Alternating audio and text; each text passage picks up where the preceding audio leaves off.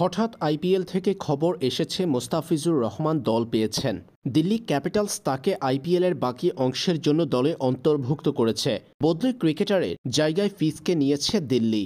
প্রশ্ন ছিল, দিল্লি ক্যাপিটালস মোস্তাফিজুর রহমানকে সরাসরি চুক্তিতে ৬ কোটি রুপির বিনিময়ে দলে নিলেও ফিজ খেলতে পারবেন কিনা, বাংলাদেশ ক্রিকেট বোর্ড মোস্তাফিজুর রহমানকে অনাপত্তি পত্র দিবে কিনা, সেই প্রশ্নের উত্তরও মিলেছে।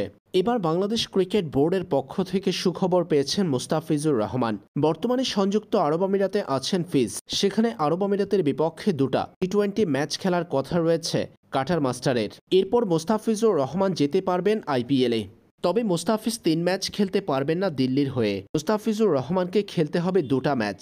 এখনও লিগ পর্বে 3টা ম্যাচ খেলার কথা আছে দিল্লি ক্যাপিটালসের।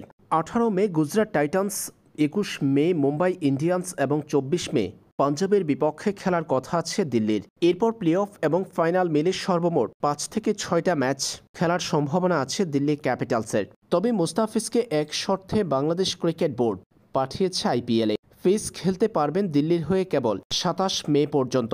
আর এই সময়ের মধ্যে পড়বে দিল্লির 2টা ম্যাচ। কারণ এর আগে 18 মের ম্যাচটি খেলতে পারবেন না মোস্তাফিজুর রহমান।